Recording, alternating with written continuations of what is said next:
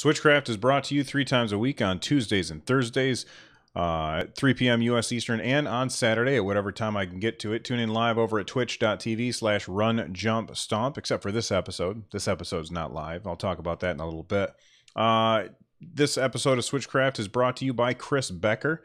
Support Switchcraft for as little as $1 by heading on over to patreon.com/runjumpstomp. Before we get started today, I want to take a second to let you guys know about a giveaway. We're doing a giveaway to celebrate the fact that we've had the show in the last 4 months has been downloaded 200,000 times, which is a crazy number to me. But in celebration of that milestone, I am giving away $60 worth of eShop credit. If you want to join the giveaway, head on over to runjumpstomp.com/giveaway and join there. Speaking of giveaways, in addition to that, at Kill the Chickens on Twitter had gotten a hold of me and they said, "Hey Bill, you're coming up on episode 200. We're already at 197, so in 3 more episodes.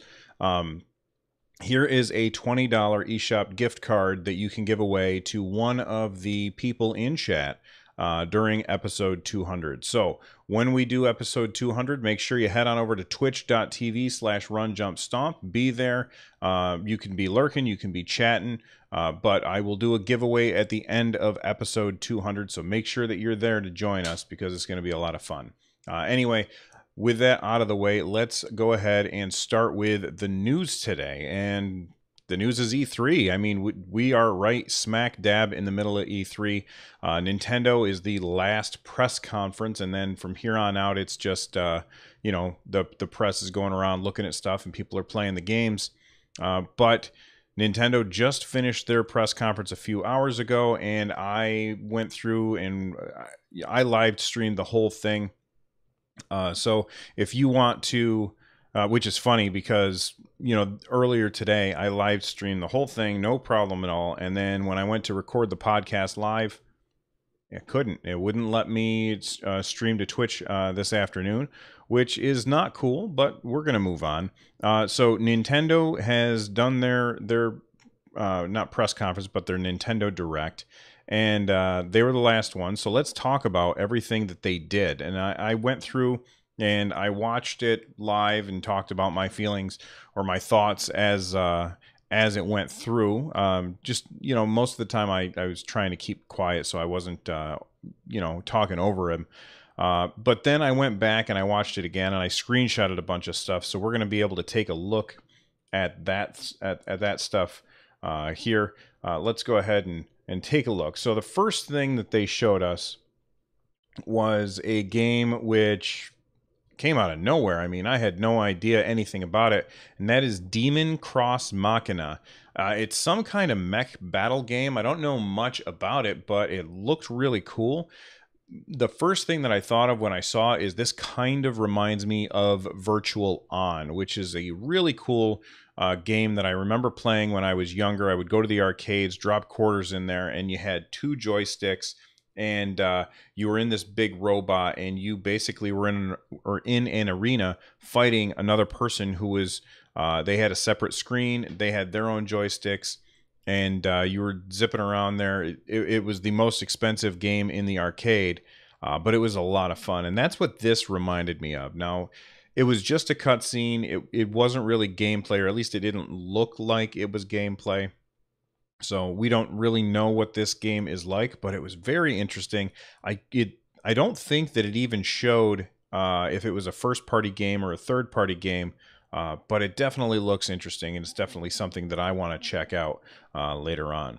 After that, and we're not necessarily going in order, it's just the order of the screenshots that came up in the folder.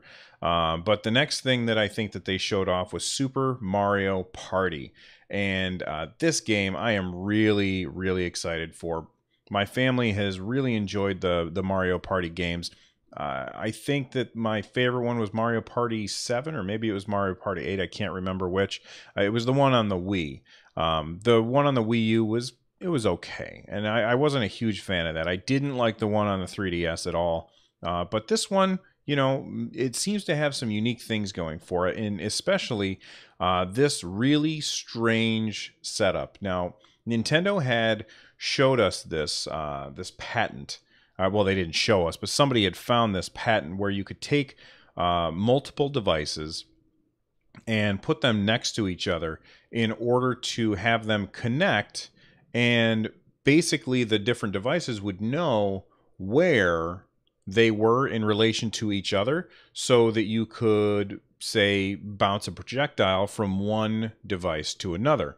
Now, at that time, a lot of people were thinking, is this the successor to the Switch? Is this something that Nintendo's working on for future hardware? And one thing that jumped out to me is possibly this is something that's already in the Switch, and it's just not something that we've used yet. And sure enough, that seems to be the case. They showed us the video, and in the video, they were basically taking two Switches and manipulating them on the table, like in this picture, if you're watching the video version up on YouTube. They were manipulating them on this table, and then they started the game, and they started driving these tanks around, kind of like Combat from the Atari 2600. And then they were bouncing shots off the walls, and the bullet would go from one Nintendo Switch screen over to the other. And I thought that was really cool. They showed some other stuff for Mario Party. What was it called again? Super Mario Party. And it all seemed great, but this was the thing that jumped out to me as really, really different. Luckily, I live in a 2-Switch household, so we'll be able to try this when it comes out, and this looks really cool. Now, I don't think that you need to have 2 Switches in order to play Mario Party or Super Mario Party, but it's definitely going to add a really interesting relationship between those Switches. I'm very much looking forward to checking that out.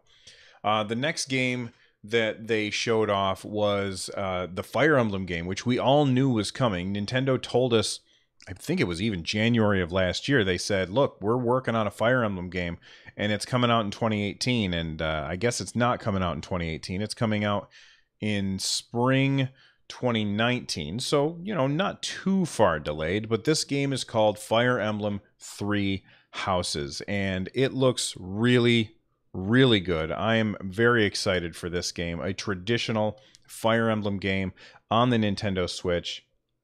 The graphics look great. I love the way that the UI kind of fades into the background towards the middle of the screen. I think that's really fantastic. But overall, I'm excited for Fire Emblem 3 Houses, and I'm looking forward to when that game comes out. The next game that we got to take a look at was Xenoblade Chronicles 2, and it looks like we're getting DLC for that game that we didn't already know about. This DLC is called Torna, the Golden Country. Now, one thing that I don't know about this is this included in the Season Pass? That's one thing that we don't know yet. They didn't say anything about it. There was no dialogue with this. They were just showing off scenes from the game, and it didn't mean much to me because I haven't finished Xenoblade Chronicles 2 yet, so I'm sure that a lot of things to hardcore Xenoblade Chronicles fans, like they would see that and they'd be like, man, this is really cool. When I was looking at it, I was like, all right, I know that there's going to be people who are excited for this, and it's not that I'm not one of them, it's that I don't know why I should be excited for that. But again, that's Xenoblade Chronicles 2 Torna, the Golden Country. And it looks like Nintendo is continuing to support that really, really well. Then they talked a little bit. They had Reggie come out, Reggie Fils-Aimé. He's the president of Nintendo of America, and he came out and talked a little bit about Pokemon Let's Go. Then in addition to that, there was also later, after the Direct, there was a little bit of gameplay footage shown where they were talking about the game, and I was kind of watching it out of the corner of my eye while I was taking all of these screenshots of the other one. But a couple of cool things about this, or well, not cool things, couple of things about this that I don't really like is for Pokemon Let's Go, there are no battles with wild Pokemon. So It's exactly what we thought was going to happen. It's just like in Pokemon Go. You don't fight against the Pokemon in order to weaken them before you throw a Pokeball at them. You just find one, and then you throw a Pokeball at it. And that's the whole gameplay for catching wild Pokemon. Now, whenever you catch wild Pokemon, the Pokemon that you have in your party will then start to level up. So it looks like they're not going to be using the quote-unquote candy that they used in Pokemon Go, but the capture mechanic is exactly the same. You can give them like raspberries or whatever and then throw a Pokeball, and hopefully you catch it. And if not, you try again, or maybe you get somebody to help you with that. So another thing about this that I'm not a fan of is Reggie talked about the Pokeball Plus, and how the fact that Mew is a character that you can get in the game, but only if you buy the Pokeball Plus. It is exclusive to the Pokeball Plus. It comes inside, basically. So when you buy your Pokeball Plus, you hook it up to your Nintendo Switch, Mew pops out. And I'm not sure how I feel about that. I find it a little irritating. I would be fine with it if you could get Mew right from the start by buying the Pokeball Plus, but you could also get it in-game. I don't like the fact that it's exclusive. I think that that's a big mistake on Nintendo's part, but what are you going to do? Speaking of big mistakes, Fortnite is now for the Switch. Not that that's a mistake, and you'll get where I'm going here in a second. But Fortnite is now on the Nintendo Switch. In fact, it came out today. Right, like in the middle of the Nintendo Direct, Fortnite was released, and you know, here it is, right here. I'm running it, although it says I was logged out. The thing that I think is a mistake, is not Nintendo's fault. It's not Epic's fault. It's Sony's fault. There is no crossplay. Well, okay, that's not true. Crossplay on the Nintendo Switch is crossplay with everyone except for Sony. Sony is using the fact that they are the top dog in this current console generation to try and, I don't know, manipulate people into only playing on their platform. So, for instance, like my son and I have been playing Fortnite on PS4. And so we've earned rewards there, and we've linked our accounts to Epic. And so if we play our Fortnite on the PC, we then, because our accounts are linked, we still can see all of our stuff. Our stuff is linked to that. If I grab my phone and play Fortnite, I log into my my Epic account, and sure enough, all my stuff is there. But, however, this is bad. I log in on Nintendo Switch, and it says basically, nope, you're not allowed to log in. So you have to make a new account. You can't connect to it because Sony won't let you. And it even says there's nothing that Nintendo or Epic Games can do about this. It's all on Sony. And that is just lame. Now that we've said that, you know, get out your pitchforks, get out your torches, tweet at Sony and tell them that they're being jerks and that they need to play fair. Here's something that's really cool and very interesting.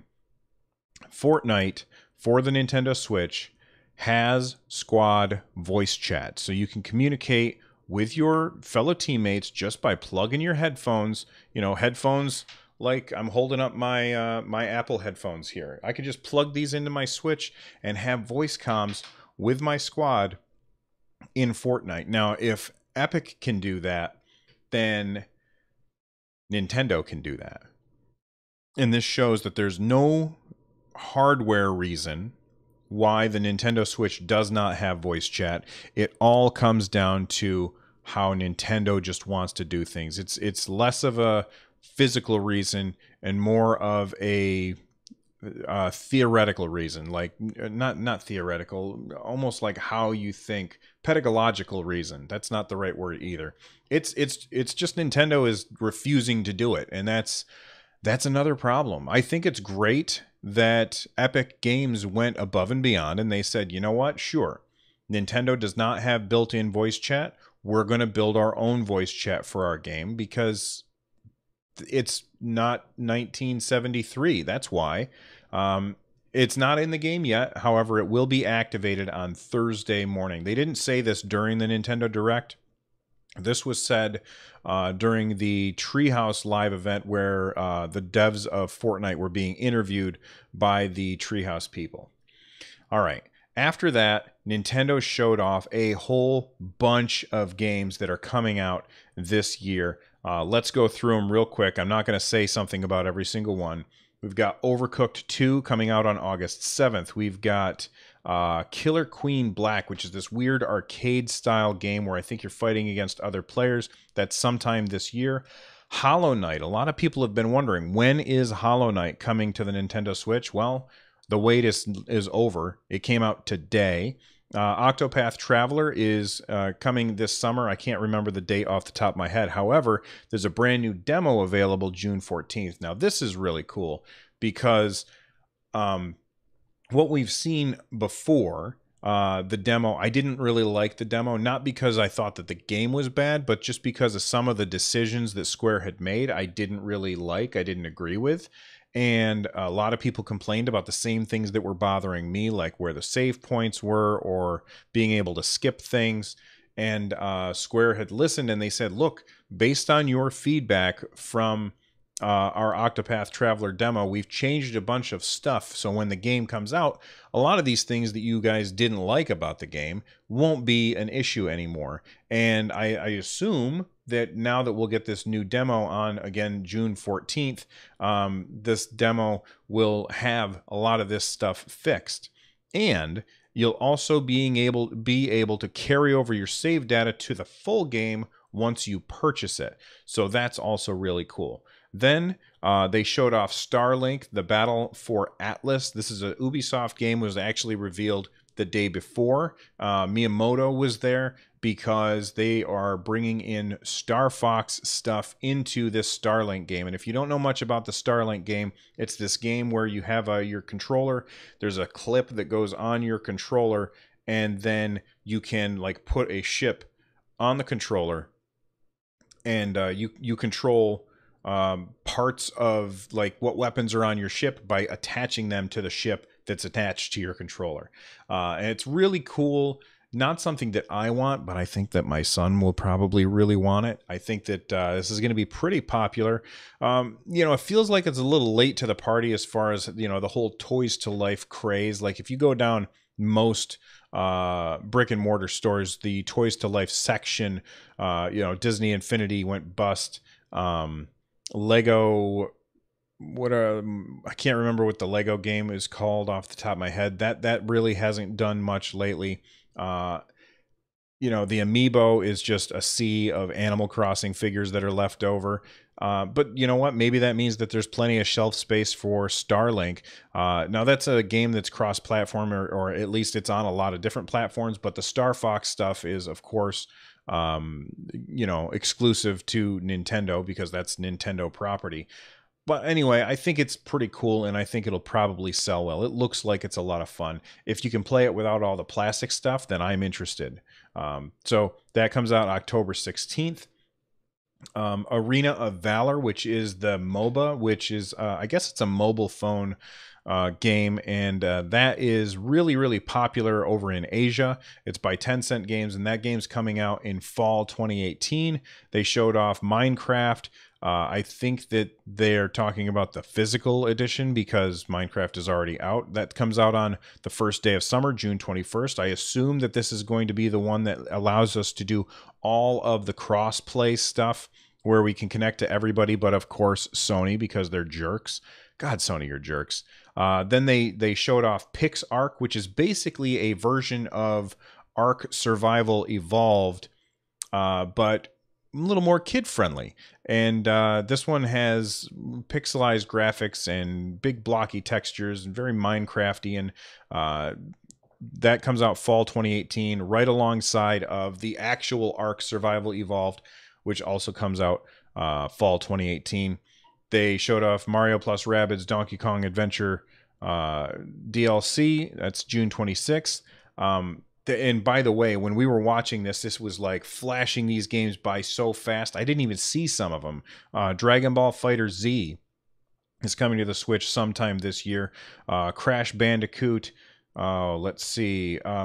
Carcassonne. If you don't know what Carcassonne is, it's a really great board game where you have to capture places and put your tiles down in a certain way in order to build walls around something, and then you can it's not important. It's a fun game, and it's coming to the Nintendo Switch, and I'm trying to remember, because I haven't played Carcassonne in a really long time, if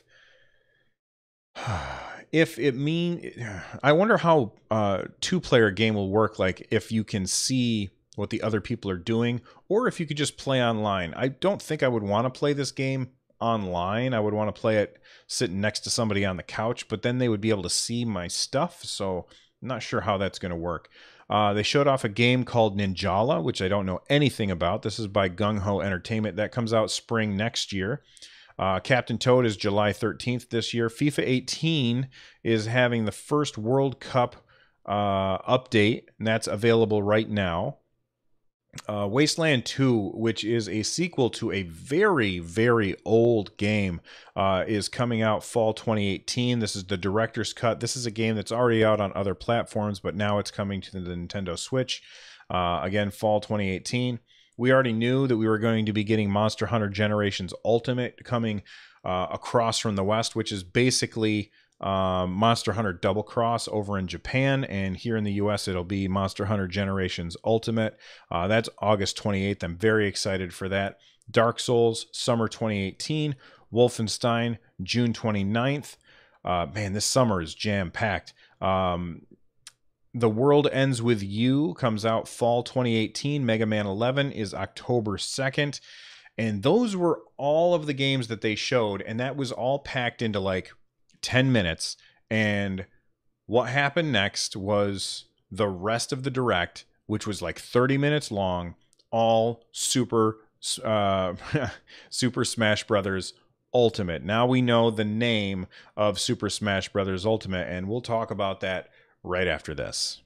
All right, first I want to thank all of the people who were watching the stream live with me. I threw a link in the show notes, and they just started typing everything that was happening in the, or not in the show notes, in the live chat while we were watching the E3 Nintendo Direct, and they just started typing in everything that was happening. So I would not have the show notes like I do if it weren't for those people. So big thanks to them. You guys rock. Now let's take a look at all of the Smash Brothers stuff. So first off, it's called Smash Brothers Ultimate. You know, the first thing that people were asking when Smash Brothers was announced is this game a new game, or is it a port of the Wii U version? And the answer is, I still really don't know. It feels like a new game, the number of changes that they made, but I'm going to say the same thing that I've said before. I really don't think it matters. All that matters is the game good? And the game looks fantastic. So I've got a few screenshots here that we can look at. First off, this was taken during the Treehouse. There is full amiibo support for pretty much everything. Every amiibo. How did they phrase it? They phrased it like every amiibo that worked with the last Smash will work with this Smash, and all of the amiibo that are not from the Smash series for a certain character. For instance, like there's a Mario amiibo for Mario Party. That game, or that amiibo, also will work with Smash, just as the amiibo for the Smash version of Mario, if that makes sense. So all of the current Smash Brothers series amiibo are compatible. And then they also, actually, let me bring up my notes about Smash. So first off, we've got a release date. This was very surprising to me. I was 100% positive that it was going to come out in September alongside the Nintendo Switch Online plan, but that is not the case. The game does not come out until December 7th, And honestly, I think that this is a big mistake by Nintendo. Actually, you know what? Now that I'm thinking about it, maybe not. Maybe when Nintendo activates this this service, they're giving themselves a little time to make sure that they get bugs ironed out before they launch their massive game, the game that is going to really push this service hard, and that's Smash, because Smash is going to be huge. It's going to be absolutely huge. Let's talk about the changes to the game, and then we'll talk about the roster. Actually, we'll talk about the roster first. The roster is everybody. Everybody that has ever been in a Nintendo, or I'm sorry, in Super Smash Brothers. Any character that's ever been there is in this game. Ice Climbers is back. Snake from Metal Gear is back. Let's see.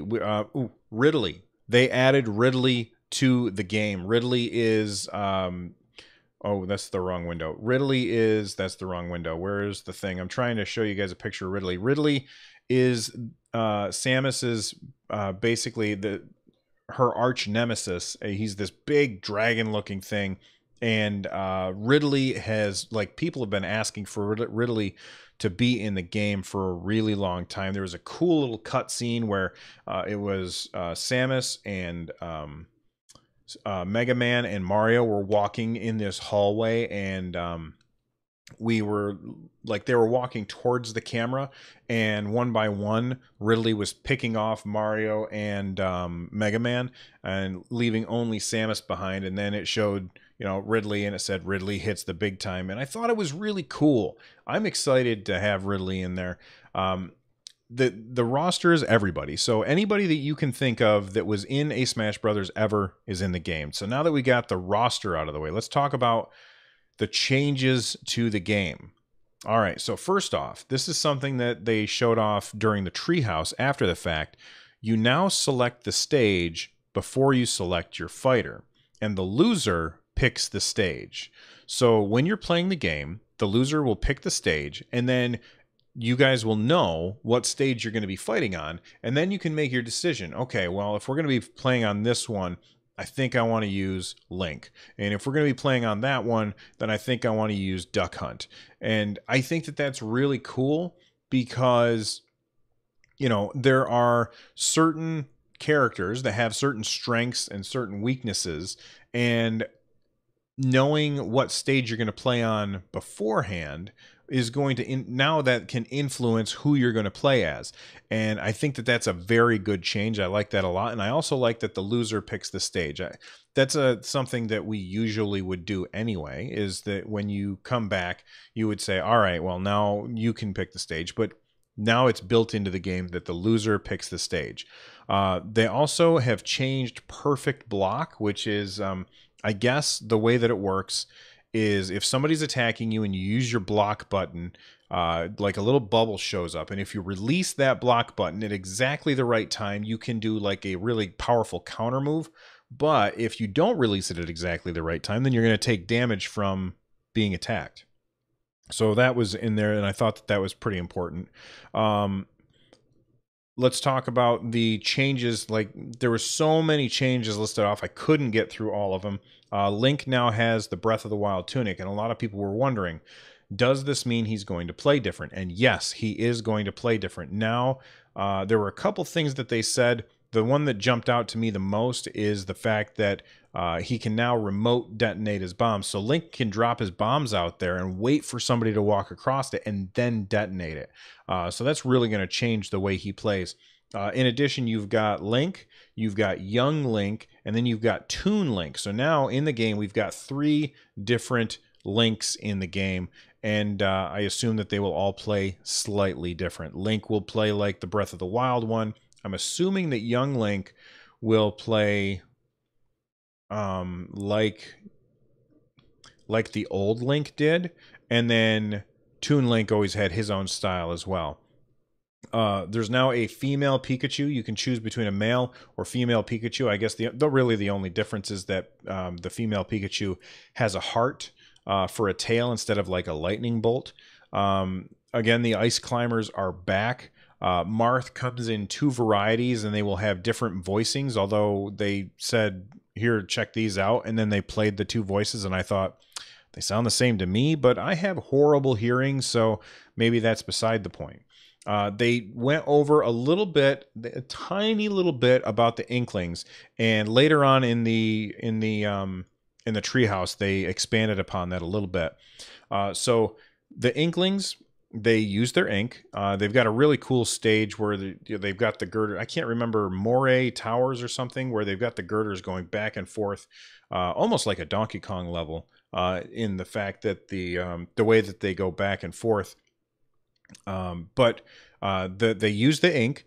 They have to recharge their ink, so they have to you block and then press B, and if you press B while you're blocking, your ink will fill back up. And there's like this is an addition to the game that was very important, and I think is fantastic, is characters that have like an extra resource that you have to keep track of, like for instance, the Inklings, down on the bottom by their character portraits, which shows the percentages, it tells you on there like what that resource is, which is very important. I think that that's fantastic.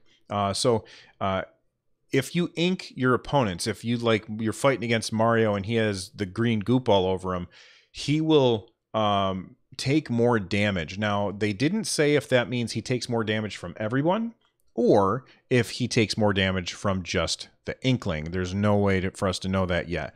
The final smash for the Inkling is the final, I'm sorry, not the final, the killer whale, just the big speaker that comes out and like shoots ink all over the place. The Callie and Marie are an assist trophy that you can find. If you don't know what those are like these little things that pop out of a ball, and you throw them, and then they pop out, and then they start doing something on the stage that affects everyone but you, which is kind of cool. Let's see who else got changed. I'm looking through. So we've got Mario, Samus, Kirby. Kirby, they said that they mentioned that he's really hard to design because he has to have something for everybody that he captures. Bowser has a crazy new transformation for his Ultimate Smash. Let's see what else we've got.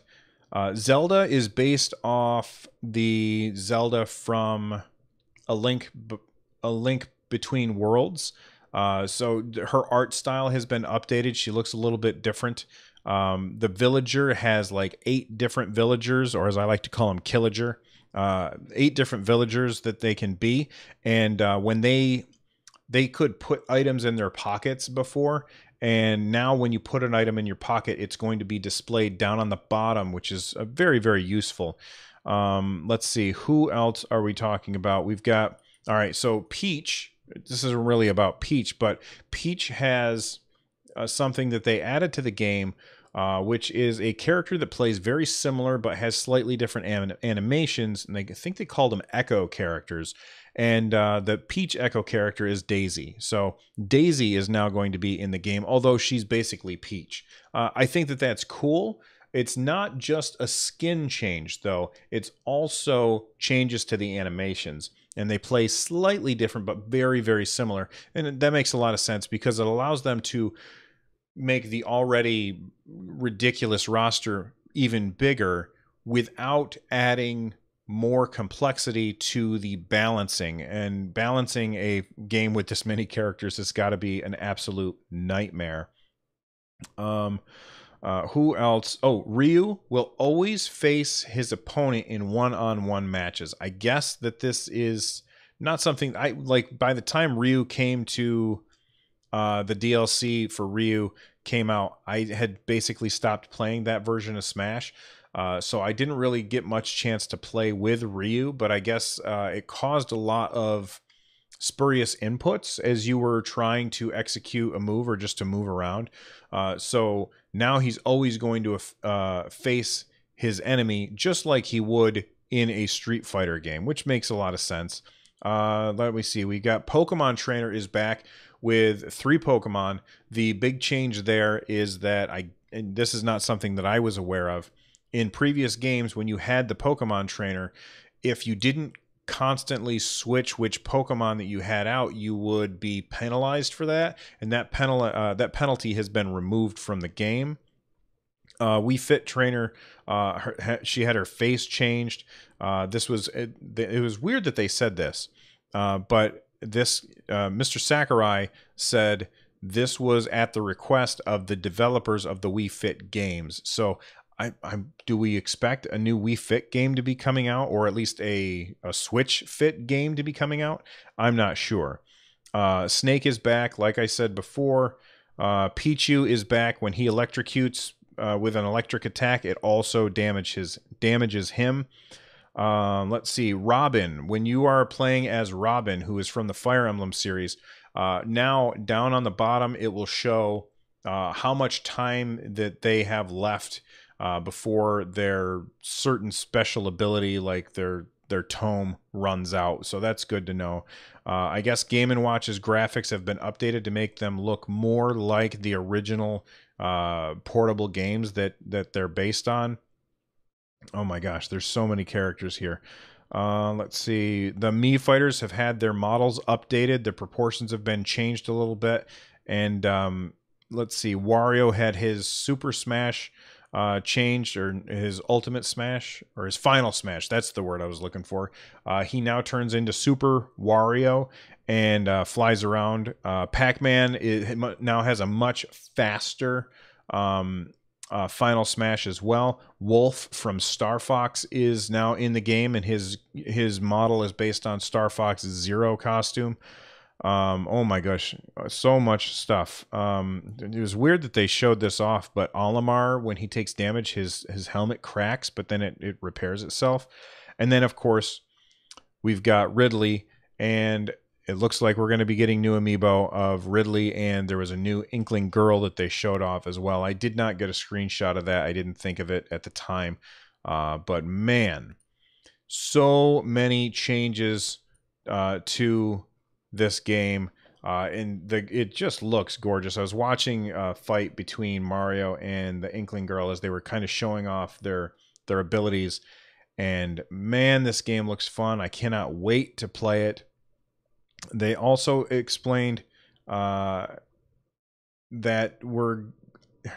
how did I want to say this?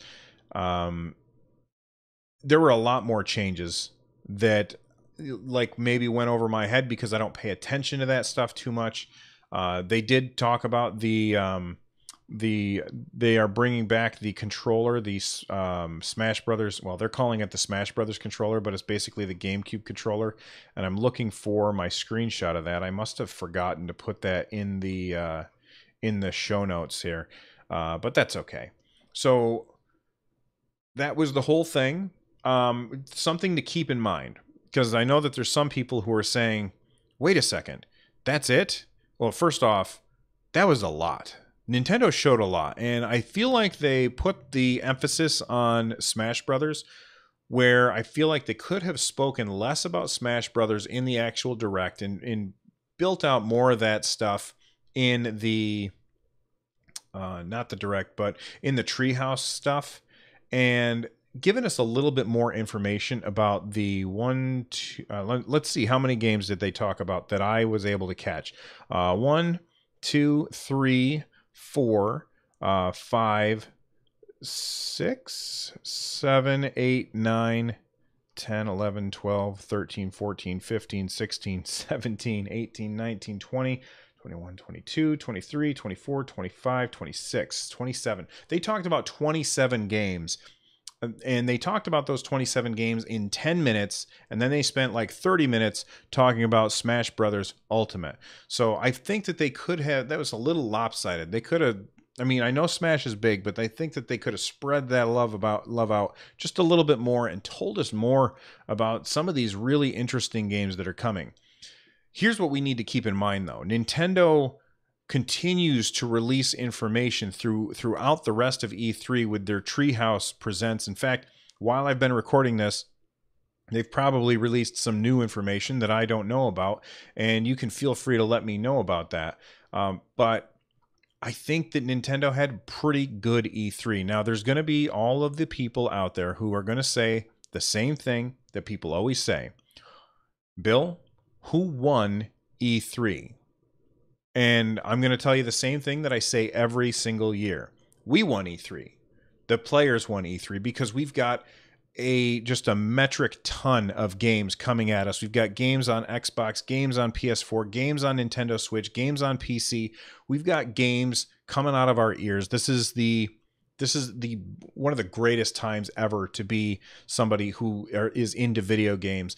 And if you only care about Nintendo Switch, we've got like 20 something games that we have to look forward to this year, and that's only the ones that they talked about at E3. We don't know what else is coming. I do think that we're going to continue to see Nintendo pop up throughout the rest of this year and saying, and here's another character that we're bringing to Smash Brothers, and here's another stage that we're bringing to Smash Brothers. Oh, by the way, speaking of stages in Smash Brothers, they had a Breath of the Wild stage, which looked fantastic.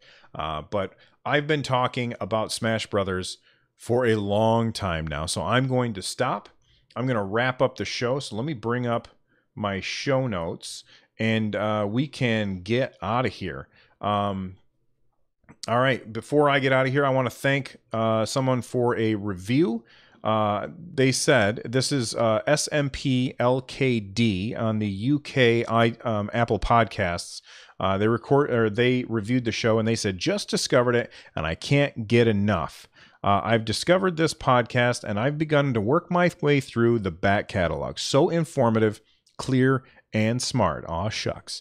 There's really a great dry sense of humor running through each cast, and they are so frequent you'll never miss out on the goings-on of the Big N.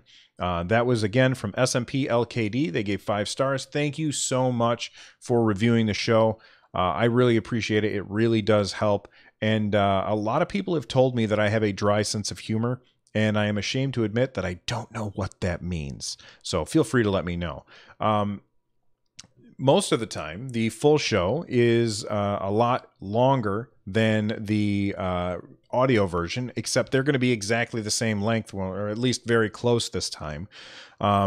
But most of the time, if you want to watch the full stuff, head on over to twitch.tv/runjumpstomp, live 3 days a week, Tuesdays, Thursdays, and Saturdays. Thursday, when that show comes up, we're going to be talking more about E3 because I'm sure Nintendo's going to unveil some more stuff before then. And then Saturday, I'm going to have guests on, the same guests that I had on the previous episode. They're going to be on, and we're going to talk about all of our thoughts, like our favorite things about E3 this year. It'll be really Nintendo focused, but we might squeeze in some other stuff as well. If you can't watch the show live, tune in over at youtube.com/runjumpstomp, and you can watch the video version after the fact. Finally, if you're looking for ways to support my content, you can do so by heading on over to runjumpstomp.com/thank-you. There's a bunch of links there that will help you support the show. I recommend, if you shop on Amazon, you just use my Amazon affiliate link. Anything that you buy there, Amazon sends me a cut. It doesn't cost you any extra. All you have to do is go to runjumpstomp.com/thank-you, click on that, the Amazon link, replace your Amazon bookmark with that, and everything that you buy supports the show. Well, almost everything. Anyway, if you want to watch the video version of my live reaction to the E3, you can, and don't worry, I'm not like one of those guys that like starts screaming about everything. It's that, like, I'm not okay with that. It's a very chill thing. You can see chat going by as well. Head on over to my YouTube channel, or you can just go to the show notes at runjumpstomp.com/197, and the show notes all the way down at the bottom. There is the live reaction. You can click on that and it'll take you right to my YouTube channel, and you can watch that over there. Big thank you for everybody listening and who has supported the show so far. I'm out of here, and I will see you guys next time. Bye bye.